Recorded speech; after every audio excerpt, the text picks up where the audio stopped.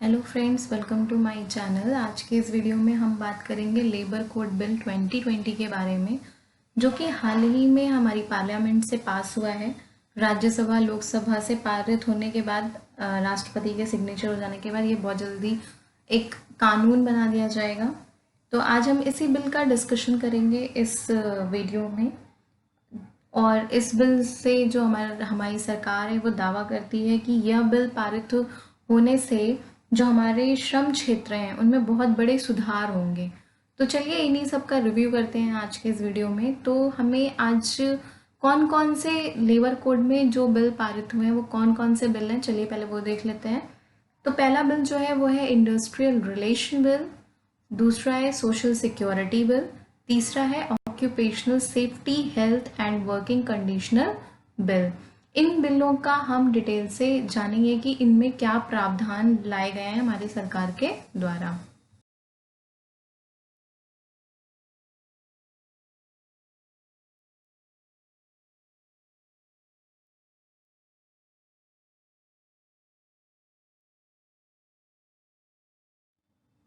जैसा कि हमने जाना कि हमारा जो लेबर कोड बिल है वो लोकसभा और राज्यसभा से पारित हो चुका है और इनमें तीन लेबर कोड बिल की बात की जा रही है। तीन लेबर बिल्स के बारे में बात की जा रही है।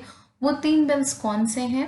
Occupational safety health and working conditional bill, industrial relation bill, social security bill. इनके बारे में हम डिटेल से जानेंगे और पॉइंट टू पॉइंट देखेंगे कि इन बिलों में क्या प्रावधान किए गए हैं सरकार द्वारा।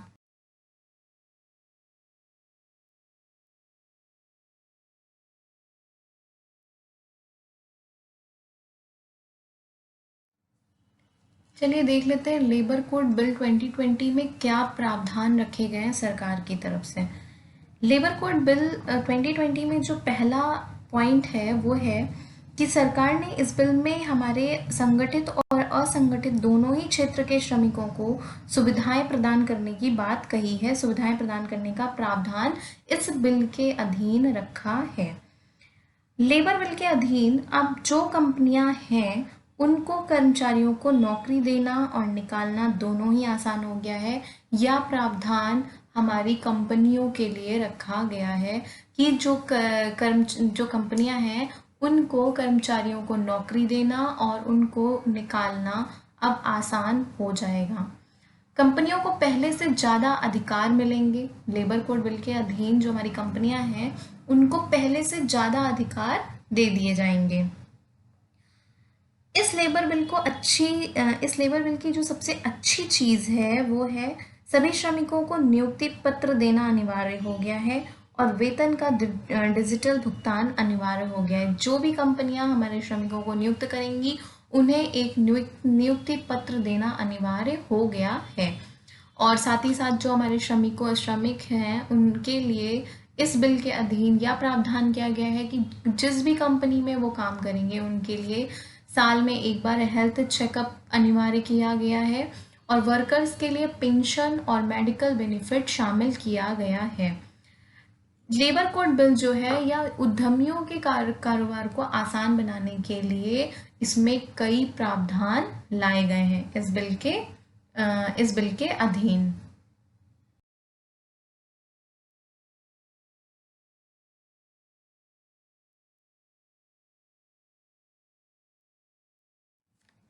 चलिए अब हम इस बिल का जो पहला विधेयक पास हुआ है उस पे रिव्यू करते हैं कि उस बिल में क्या कहा गया है।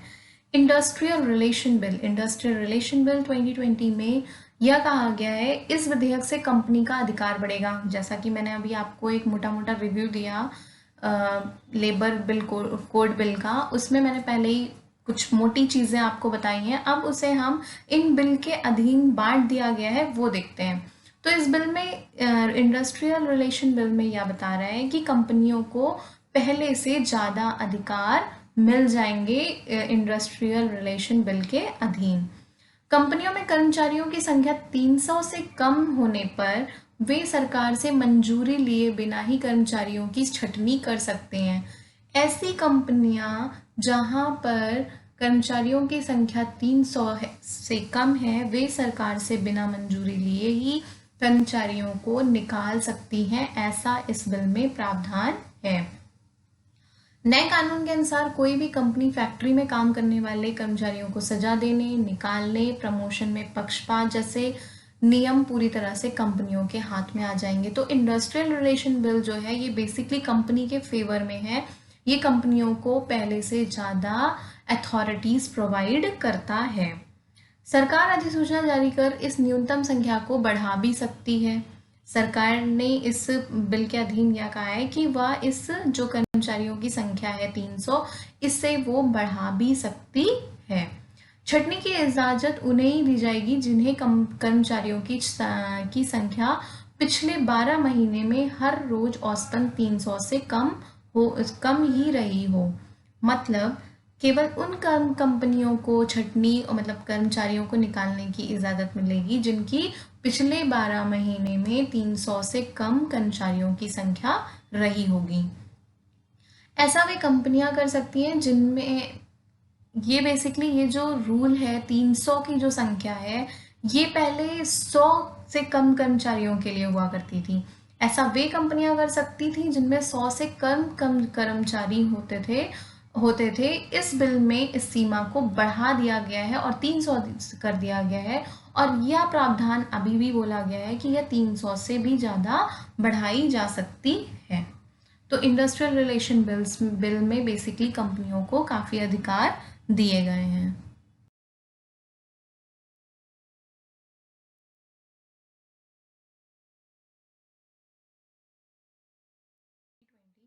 अगर हम इस बिल को देखें तो इस बिल में जो हमारे वर्कर्स हैं, श्रमिक हैं, उनके लिए एक फंड की व्यवस्था की बात करी गई है सरकार की तरफ से कि अगर इन केस कभी कोई भी चीज़ आती है हमारे श्रमिकों के ऊपर तो वो एक सोशल सिक्योरिटी प्रोवाइड कर देंगे अपने वर्कर्स को उस फंड से पैसा निकाल कर। तो ऐसा एक फंड को बनाने के गठन की बात रखी गई है, का प्रस्ताव इस बिल में श्रमिकों के लिए रखा गया है। इस श्रमिकों में असंगठित श्रमिकों की बात की गई है, गिग वर्कर्स की बात की गई है, प्लेटफॉर्म वर्कर्स की बात की गई है। उन जो हमारे ऐसे वर्कर्स हैं उनके हित की बात की गई है कि इनको कैसे वो कुछ सिक्योरिटी प्रोवाइड कर सकें। तो इनके लिए बहुत सारे यहाँ पे इंश्योरेंस पॉलिसीज़ की बात रखी गई है। इस बिल में पॉलिसीज़ के प्रस्ताव पारित किए गए हैं।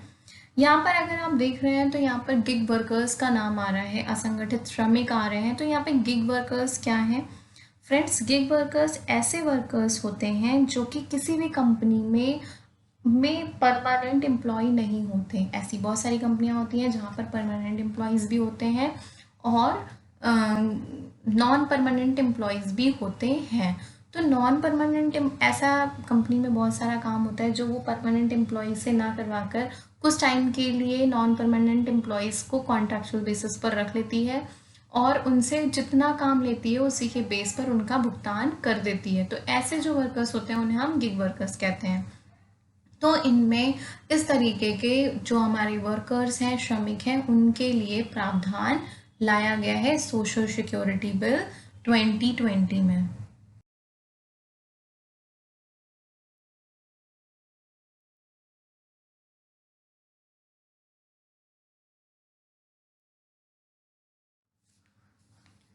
चलिए फ्रेंड्स, अब हम अपने तीसरे बिल का रिव्यू कर लेते हैं। तीसरा बिल क्या है? तीसरा बिल है occupational safety health and working condition bill 2020। इस बिल में क्या प्रस्ताव पारित किए गए हमारे सरकार की तरफ से? इस बिल में यह कहा गया है कि कंपनियां जो हैं जो कंपनियां हैं वो अधिकतर लोगों को कॉन्ट्रैक्ट बेसिस पर अब हायर कर सकती हैं, नौकरियां दे सकती हैं। कॉन्ट्रैक्ट को कितनी भी बार और कितने समय के लिए भी वो बढ़ा सकती हैं, ये भी प्रावधान उन लोगों के लिए रखा गया है। एक लिमिटेशंस थी कंपनियों के ऊपर कि जो उनके परमानेंट एम्प्लॉयज़ हुआ करते थे उनको वो कॉन्ट्रैक्चुअल में नहीं बदल सकती हैं या कॉन्ट्रैक्चुअल नहीं कर सकती हैं। पर ये जो एक प्रावधान था, ये जो एक रेस्ट्रिक्शंस थी, वो अब सरकार की तरफ से हटा दी गई है इस बिल के अधीन। और इस बिल में यह प्रावधान रख दिया गया है कि जो भी कंपनी के मौजूदा कर्मचारी हैं उनको कंपनी कभी भी कॉन्ट्रैक्ट वर्कर में तब्दील कर सकती है, या रोक पूरी तरीके से हटा दी गई है इस बिल में। महिलाओं के लिए वर्किंग आवर्स सुबह 6 बजे से शाम को 7 बजे के बीच रहता है। शाम को 7 बजे के बाद अगर काम कराया जाता है महिलाओं से, तो सुरक्षा की जिम्मेदारी पूरी तरीके से एक उसी कंपनी की होगी जहां वो महिला काम करती होगी। कोई भी कर्मचारी एक हफ्ते में 6 दिन से ज़्यादा काम नहीं कर सकता है। अगर कंपनी अपने श्रमिकों से, अपने एम्प्लॉय से ओवर टाइम कराता है, ओवर टाइम पर ज़्यादा पेमेंट करना होगा। ऐसा प्रावधान सरकार की तरफ से इस बिल में रखा गया है कि अगर कंपनी ओवर टाइम कराती है तो उसे ओवर टाइम के ज़्यादा पेमेंट करने होंगे। बिना अपॉइंटमेंट लेटर के किसी की भी भर्ती नहीं की जा सकती है, ऐसा प्रावधान भी इस बिल में रखा गया है। हर कर्मचारी को अपॉइंटमेंट लेटर प्रोवाइड करना कंपनी की जिम्मेदारी हो गई है। तो इस बिल की जो सबसे बड़ी चीज़ है वो ये है कि अभी जो हमारे परमानेंट एम्प्लॉयज़ हैं, कंपनी उन्हें भी कॉन्ट्रैक्चुअल वर्कर्स में तब्दील कर सकती है। सो फ्रेंड्स, अगर आपको मेरा ये वीडियो अच्छा लगा हो तो प्लीज़ लाइक करिए, शेयर करिए और ज़्यादा से ज़्यादा सब्सक्राइब करिए मेरे चैनल को। So thank you.